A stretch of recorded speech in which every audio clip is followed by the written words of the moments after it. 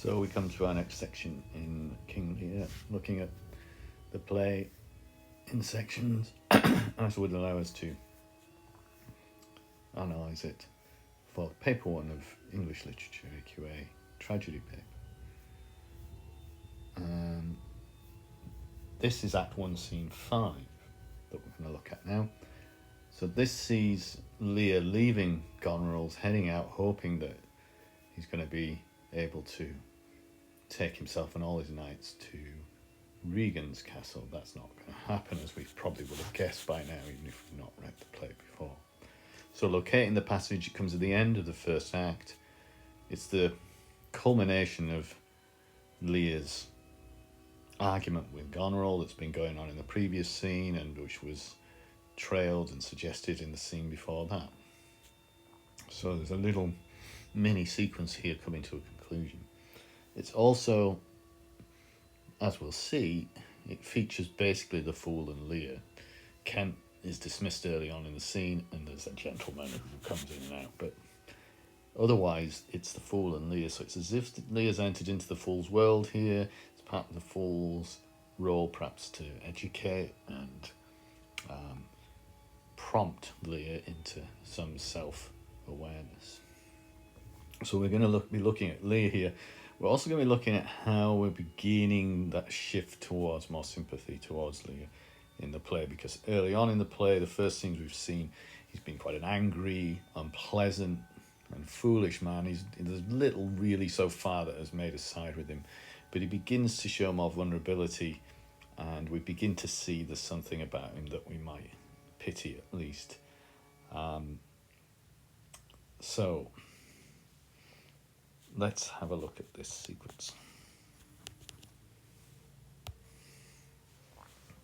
So it begins with Kent being sent off with letters. Now, of course, there's a lot of irony here. If we connect different parts of the play to the sequence we're reading, it's always to kind of illuminate what's here rather than talk about what's else out there. But we know that Goneril has sent letters already to Regan. So these letters coming from Lear are likely to arrive later, and therefore the effect is going to be diminished. He's too late. He's not on top of it like Goneril is. He doesn't anticipate things, doesn't manipulate the world. None of the good characters really are capable of manipulating the world in the way that people like Goneril, Regan and Edmund are.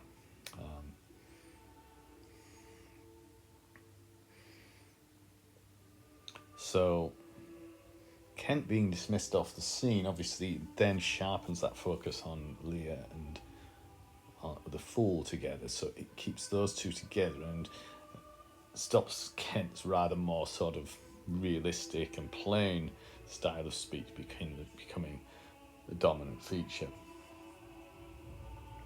Kent it shows here that typical loyalty. He will do anything for Lear, and again that makes us wonder why Kent is so loyal to him. He'll not sleep till he's delivered the letter. He's excessively determined to do what Lear wants him to do. So it seems likely that Kent must have some reason for liking Lear so much. You know, what is it that draws him to him other than just the mere sort of legal duty, if you like? And that's part of what's happening in this sequence, that we're beginning to see Lear as slightly more likeable. However, Kent leaving leaves that focus totally on Lear and the Fool. How could this be portrayed? They're sort of getting ready to leave, so they're sort of packing bags or getting on horses. But here might be a moment while they're waiting for other people really to do that. They don't do that themselves. So they might be quite focused, just the two of them at the centre of the stage.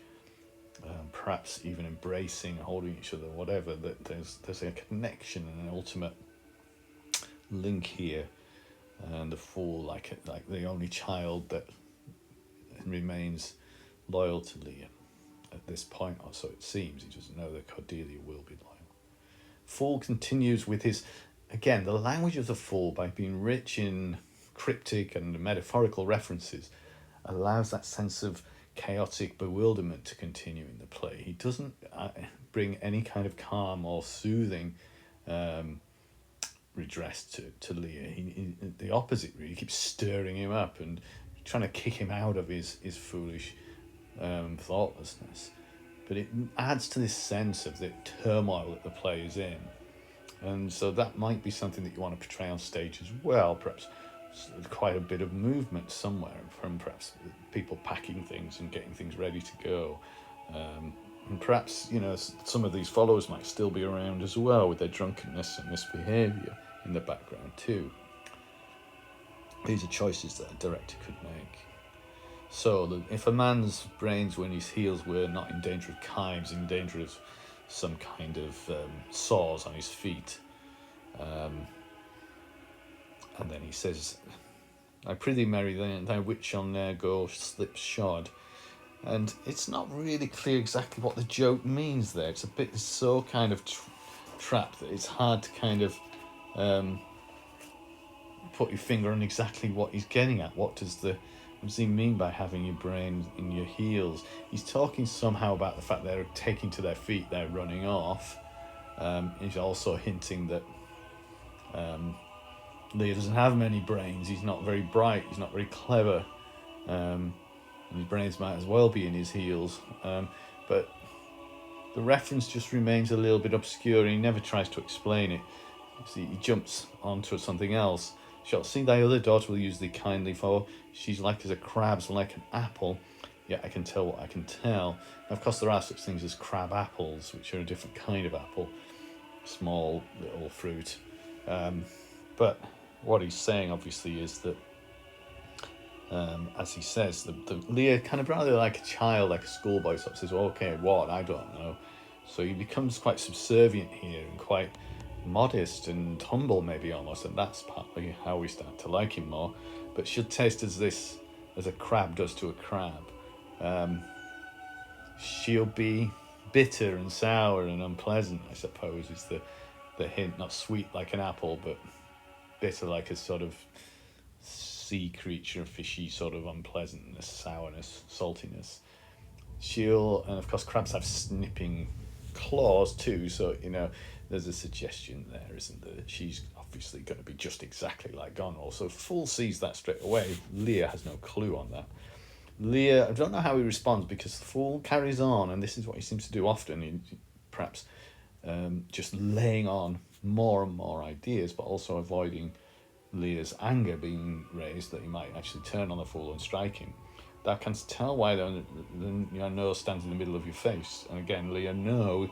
Notice how little Lear is saying here compared to those big speeches in Act 1, Scene 1 and in Act 1, Scene 4. Now he's reduced to very short speeches. We can get the sense that perhaps he's sitting pondering and he's half listening to the Fool and half taking in his situation, which he's beginning to realise is not quite going as he wanted it to. To keep your nose on the other side, keep your eyes on the other side of your nose, sorry. Again, a rather kind of empty riddle. It's not a very clever one, is it? It's not barely a riddle at all. But it's about, again, two eyes and seeing things, noticing things, and as he goes on to say, you can smell out what you might, what you can't smell out, you may spare into. So see things, take things in, notice things, sense things. Realise what's going on is the underlying message there, and it's working in that I did her wrong. Finally, again, Lear comes to that conclusion, which he started to a little bit in the previous scene, that he realises he's made a mistake. And this is why this is a turning point scene, because there's a shift now to a more humble, more aware Lear. We're starting to see that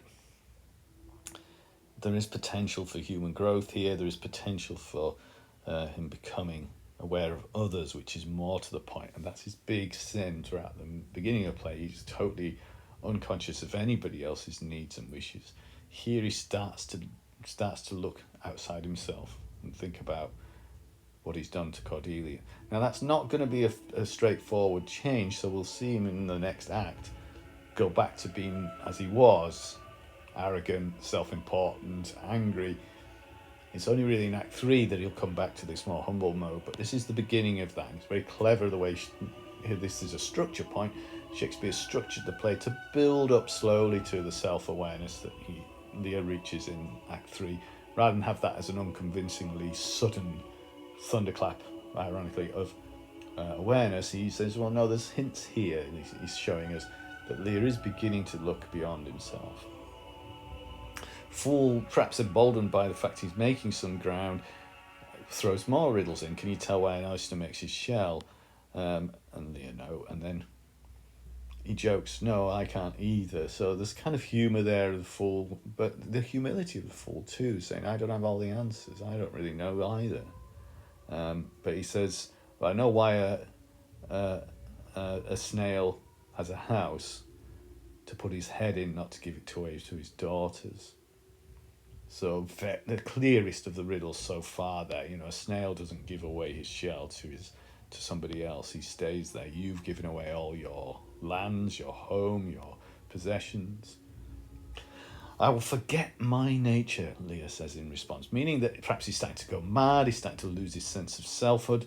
But nature, again, that word that keeps coming up in the play. What does he mean here? My essential self, I suppose, who I am. Forgetting yourself, ever but slightly knowing himself. Again, we keep coming back to that and what was said between Regan and Goneril in the beginning of the play. Here we see that forget my nature must have some sense of that losing his temper too, of forgetting to be himself. And that's really what Goneril was complaining about him too, and saying, you've forgotten to be yourself. But here, I can't cope with this, I suppose. I don't know who I am. I don't know where I stand. So kind of father. The sentences are unfinished, of course, there. That's a non-grammatical sentence. He's just sort of muttering to himself, I suppose. I was a kind father. So he claims. We haven't really seen any evidence of that so far. We do perhaps later in the play. Then he seems to flip back. So he's seen him flipping from sort of contemplation and moody self introspection to practical, be my horses ready. And the fool jokes thy asses are gone about them, which is important because asses as in fools, idiots, morons, those sort of insult words that ass contains. And so the fool is aware that the followers who are dashing about getting his horses ready are the real fools, and he knows, like Goneril, that they're ridiculous and unpleasant, really. But he carries on. Another joke, another riddle. The reason why the 7 stars are not more than 7 is a pretty reason. And finally, Lear answers rather than just sort of glumly saying, no, don't know.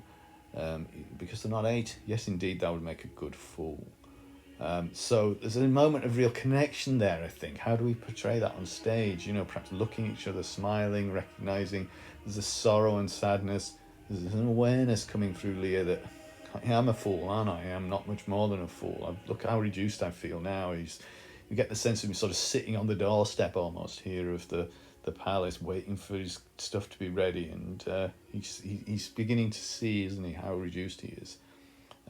But that sort of stirs him up a bit into a kind of angry, again, half-finished sentence, to take it again by force, monster ingratitude. So the suggestion, I should get it back, I should get all my titles, lands, and power back again, I should force it. And by the end of the play, that almost happens, but never really does. And then we get this, and I think these are some of the melancholy bits for the fool, where he kind of feels really pity for Lear and thinks there's not much I can do about this. Things have gone too badly wrong. If that were my fool, I'd have thee beaten for being old before thy time. How's that? Thou shouldst not have been old till thou hast been wise. And it's a really pertinent and almost proverbial summary of the situation, isn't it? You're not wise, Lear. You don't get it. You don't work things out. Of course, ironically, it's not that different from the things that Edmund was pretending that Edgar was saying about Gloucester, and that Goneril was actually saying about Lear, that you're old, you should be led by me now, you should listen. But here it's like old people could and should be wise. That's what they've got. They've got the experience. But you're not. And that presumably hits home very violently, because the response, oh, let me not be mad, not mad. Keep my temper, I would not be mad. That's the first time very clearly he's made that real direct reference to madness, that he's losing his sense of selfhood, losing his sense of identity, he's losing who he is, he's going crazy, he's going insane, he's, you know, having mental health issues, as we might call it today. And so there's a warning there, and again, it's very clever structurally for Shakespeare to build towards that. But what seems to be happening here is that we're saying, what happens if you take everything away from a man? What happens if you rob him of his titles, his possessions, his identity, his relationships? What's left?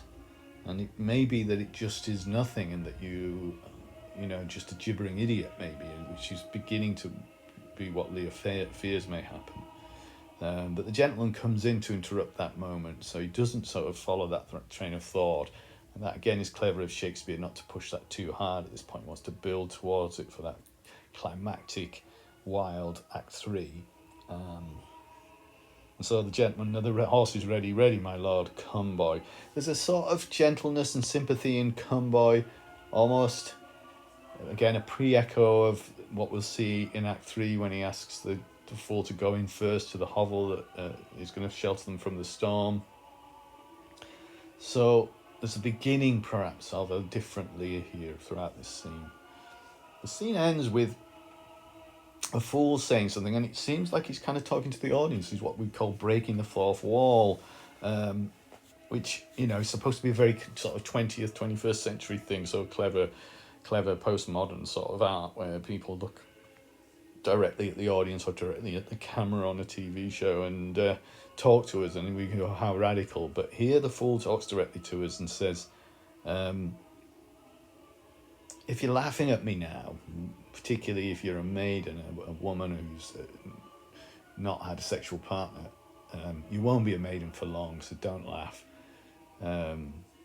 So there's this kind of cynicism there, which is linked to sort of sexual politics and sexual behaviour, and we'll see that later on, that sexuality becomes a big reference in Lear's Madness too.